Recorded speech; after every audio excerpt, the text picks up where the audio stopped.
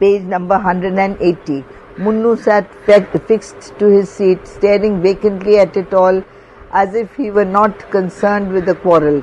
His body shivered with sympathy when Shambhu was struck, but it became hard and feelingless as the man fell back.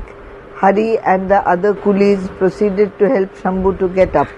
Come along, come and be a man, the coolies were saying to disguise their sympathies for their comrade, and for they were all dependent on the Sardar's bounty and dared not antagonize him.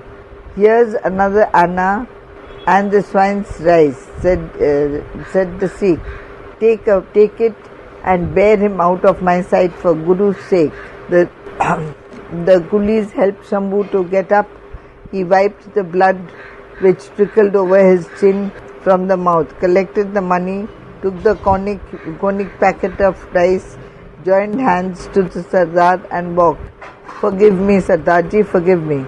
As he disappeared into the darkness, and what do you want? The Sardar asked the other coolies. Nothing, Sardarji, said one of them.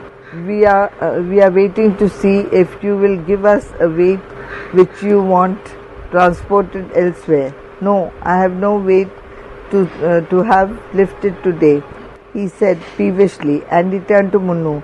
You, ohe, what do you want? He is with me, said Hari. He is a new employee, all at my mill. He wants to open an account, and perhaps you recognize me, your humble Hari. I was also a coolie here last year. I have raised the rate of interest on the money I lend out now. Hari, said the Sardar. I have not come to borrow, Sardarji, said Hari, but if you will give me 2 rupees worth of rice and a rupee's worth of dal on credit, I shall be grateful. The rest of the stuff I'll pay with cash. The rate of interest on goods bought on credit is an anna on the rupee, announced the Sardar.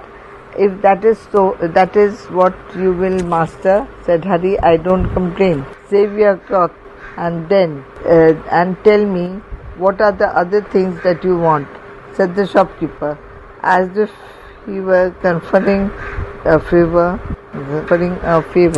What is the rate of flour, Sardarji? Flour is rupees 5 rupee a seer. Nice rice 8 annas a seer.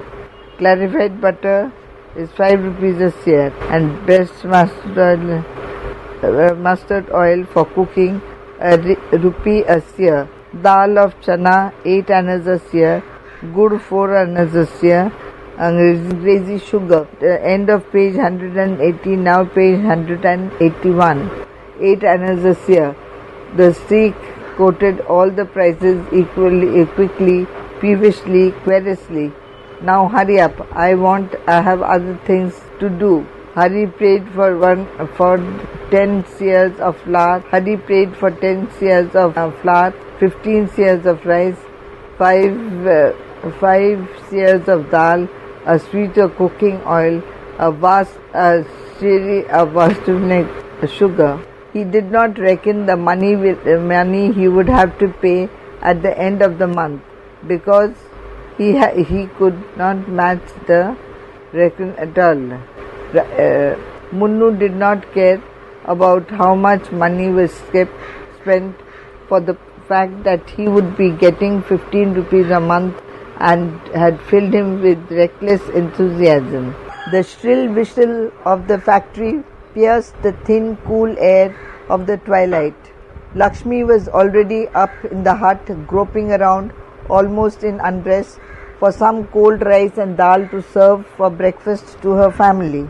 As he crouched over the new earthen pan, scraping the last bit of rice gruel from where it had stuck to the bottom, little beads of perspiration covered her forehead, but she did not let the discomfort or warmth irritate her in any way. Her face, the face of a young girl, in spite of the fact that she had 2 children, still had the bloom of youth which the open life of the village had encouraged, and whether she was still too innocent of suffering, or whether her inherited springs of energy kindled her body, there was a gambolling light in the coy black eyes that matched the rich brown of her cheeks, enhanced by the little gold point of the ring on her small nose that glistened in the semi-darkness, and there was a naive, fearless smile on her half-parted lips and a furtive dimple on her chin, unaware of itself and the world. As she heard the sharp steel song of the factory whistle, she started as a deer must when it hears the lion's roar in the jungle. She felt a cold shiver of some distant fear run through her belly, till she nearly laughed with the tickling agitation it had spread on the surface of her skin, and she got up to rid herself of the commotion by transferring it to her husband, like a child who goes to the parent in trouble. She caught the big toe of his right foot and shook it with as much reverence as she could put into the rude act. Ho, bellowed Hari as he sprang up, suddenly opening his eyes. Time to go to work, Lakshmi said gently. The whistle has just gone. And she set about waking the children by washing their eyes full of thick crusts of grit with a wet corner of her cotton sari. End of page 181. Now page 182. Awake, brother, Hari called, stirring Munnu by the shoulder. The boy opened his eyes slowly, moved his head sideways, yawned, stretched his arms, wriggled about on the taut muscles of his body, and sat up staring at the full vision of Lakshmi's face without a veil. He had seen young girls of her age, her form, her rich, pale hue, on the banks of the Bias in the mornings, his whole being warmed with the comfort of that knowledge which a beautiful person gives one. May I have some water to wash my face? He asked modestly, not addressing Lakshmi but meaning her to hear. She looked at him, then withdrew her eyes with a wide open smile, filled a small brass jug from the pitcher and put it near the far corner of the hut, where a slab of stone lay slanting into a hole, a drain for the water. No time to eat if we want to get washed at the pond before we go to work, said Hari, seeing his wife dish out the food. We must get up before the first whistle from tomorrow. Lakshmi coaxed the children to eat in spite of her husband's orders, but the boy and the girl, awakened before they had their full sleep out, were irritable and refused to eat. Come along, said Hari, who was ready to go as soon as he stood up from the sheet on which he had slept, and he led the way out of the hut. Munnu wiped his face on his tunic and followed him, feeling fresh on the cheeks but stale in the mouth, which he had not cleaned for days. Lakshmi took time to prepare the children, herself and the various knickknacks, and only emerged when Hari's temper dictated sternly. Come out, you bitch, you will be late. Everyone is on his way already. She emerged, dragging the children. As they reached the edges of the pond, they dispersed to relieve themselves among the other men and women who sat answering the call of nature, little distances apart. A second sharp, clear whistle hastened them before they had settled for very long. They rose and finished their toilet, sprinkling first their bottoms and then their faces with palmfuls of water from under the thick crusts of scum on the surface of the pond. End of page 182. Now page 183. The third and final whistle greeted them a few yards from the factory. As they walked with the swarm of the coolies with uncertain steps through the slime and mud of the unpaved pathways in the dew-covered fields, they were all silent, with furrows of fear fixed on their brows, with the heavy weight of thought in their bent. Occasionally one of the many coolies muttered a hoarse curse as he splashed the dirty water of a puddle over his bare legs, or lost his hold on the earth, or Ram Ram, said a pious old coolie greeting another, or a young coolie peevishly nudged a comrade who was not agile.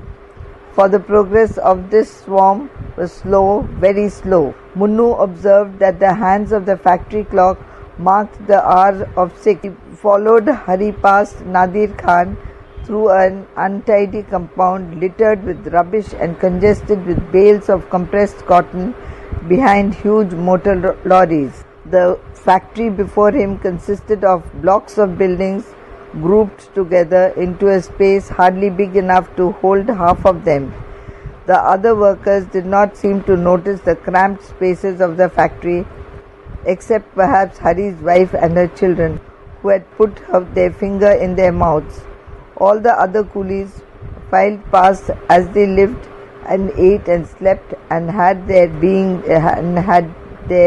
here, perhaps because they had got used to the look of the mill, or because they measured it against the background of the hovels in which they lived, and really liked to come away to the comparative luxury of this palatial building. Munnu preferred the outlook of a bungalow, which he later learned to know as the house of Chimta Sahib, standing by itself in the grounds beyond the manager's office on the left, in the arena of a garden profusely overgrown with marigolds and hollyhocks and nasturtium. At the door of the shed which led into the factory stood Jimmy Thomas. As each group of coolies looked up and saw him twirling the fine ends of his moustache, they would suddenly lift their hands, salam him, and simultaneously lift their feet and rush into the factory like chickens frightened by a shadow. But since the entrance to the factory was not big enough to allow of such alacrity, it gave the Chimta Sahib the first of a series of opportunities to show the niggers the methods of organized behavior in the factory. End of page 183, now page 184. Son of a pig, why do you run now? Why didn't you come earlier, that you now make up for the lost time by running? Walk one after the another in Indian file, the Sahib shouted in the Englishman's Hindustani. Salam Sahib, said Hari, wisely going up to him only after all the other workers had passed in the sheds except himself and his family. You new coolies, said Jimmy Thomas, mopping the sweat off his face with the greasy handkerchief. Come, I will take you to your jobs. Yes, Hujur, said Hari, and his retinue followed at these words. The preparing shed was on the ground floor 10 yards away from the small door which led to the factory. The Chimta Sahib halted at its narrow entrance, through which you could only pass by lowering your head. Women, children worked here. Here work. Ask matron to ask you what to do. Tell you what to do, he said, his fluent Hindustani becoming a little faulty. Matron. Lakshmi could not understand the speech. She stood mute for a moment, the apron on her head covering her face completely. Chalo, chalo, be quick, he bullied, stamping the floor with his feet, sweating and slobbering, his face suffused to a vivid pink, either with anger or with the heat in the gallery where they stood. Mortally afraid and trembling, Hari rushed towards his wife and pushed her into the shed quicker than she could drag the children. Come, come, woman, no snake is going to bite you, said the matron, receiving her inside the door. Munnu sensed from the Chimta Sahib's manner that it was his and Hari's turn next. So he walked carefully through the gallery, up the difficult circular iron stairs, determined not to err. But of course he erred. On the side of caution, he minced his steps. Jaldi chalo, shouted the foreman from the top, where in spite of his heavy frame he had climbed quickly and easily. Am I your servant that I should wait for you all day? The boy hurried up the steps, afraid that one false step and he would stumble to death, or break his skull on the iron staircase. As he came past the dark wall on his left, past box-like rooms built round heaps of machinery to which there seemed no means of access except through the door of the spinning shed. End of page 184. Now page 185. Where the Chimta Sahib stood, he was afraid and wavered. He saw no sign of hurry. He guessed the old man knew the ins and outs of the place and had presumably gone in.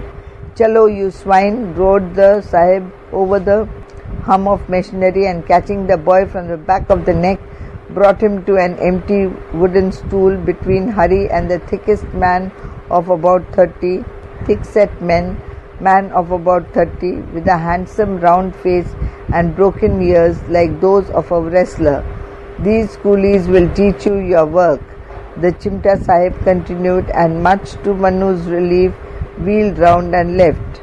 Manu stared at his surroundings, hot and perspiring. The black, expressionless faces of the coolies seemed impenetrable. Lifted his eyes to the horizontal, circular, cylindrical, octagonal, diagonal shapes of the different parts of the machine. The first impact was fascinating. Then the bold gesticulation of 100 knobs and shafts of the engine deafened him with its uproar. But the wooden columns which stood beyond him, extending from the middle of the monstrous steel plant to the low ceiling of corrugated iron sheets, seemed to elevate his confusion a little. Soon, however, they gave him the feeling of being shut in a cage. He looked round in an effort to quell his feeling. The strong walls, sooty with crystals of cotton flakes, seemed to beat his glance back, till he met the light stealing in through two small ventilators high in the side walls. The air grew suffocatingly hot, and a queer smell of cotton and oil came heavily upon his nostrils. The sweat covered his face, and his shirt was soaking on his back. He felt alone and isolated. He felt he would go mad with the din.